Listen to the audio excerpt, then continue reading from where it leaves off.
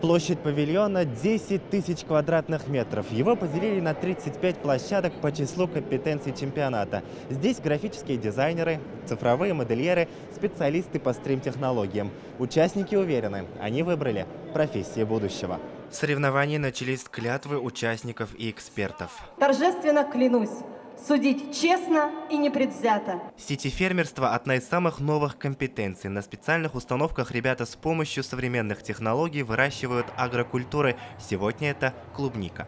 Профессия довольно-таки интересная. Она, я думаю, поспособствует более эффективному выращиванию растений в домашних условиях, и не только в домашних, но и в промышленных, потому что автоматизация процесса позволяет более четко контролировать рост растений, а значит достигать более хороших результатов. Сетифермерство решает такие проблемы, как выращивание растений без учета климата внешнего, да, то есть можно подстроить для любого растения микроклимат и выращивать абсолютно везде. Уже ставшая популярной среди участников компетенция – промышленная робототехника. Автоматизация производства влечет за собой спрос на тех, кто умеет управлять роботами. В этой компетенции много ребят из Татарстана. Приехал я за знакомством оборудованием. На победу я, скорее всего, нацелен, хоть и участвую с соперниками такого уровня, которые уже были на других чемпионатах. Сборная Татарстана самая большая на чемпионате. Нашу республику представляют 53 участника.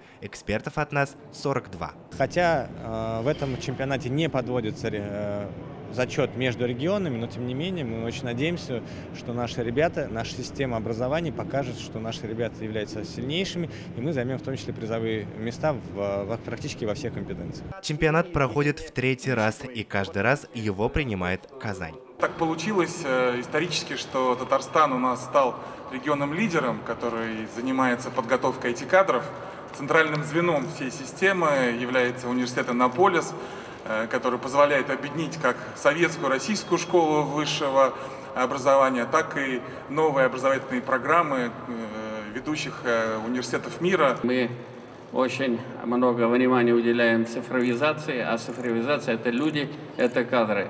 Можно все построить, все купить, но людей надо готовить. И у нас целая программа, система работает, и мы искренне приветствуем всех представителей регионов, представителей сегодняшнего чемпионата с пожеланиями успешной и хорошей работы. В Татарстане давно выстроена кластерная система образования, и в чемпионате участвуют предприятия, вузы, колледжи, техникумы и даже школы. Эффективность такого подхода в профессиональном образовании и покажут итоги чемпионата. Илья Шакуров, Данил Филатов, ТНВ, Казань. Закажи рекламу на ТНВ. Телефон в Казани 5 705 100.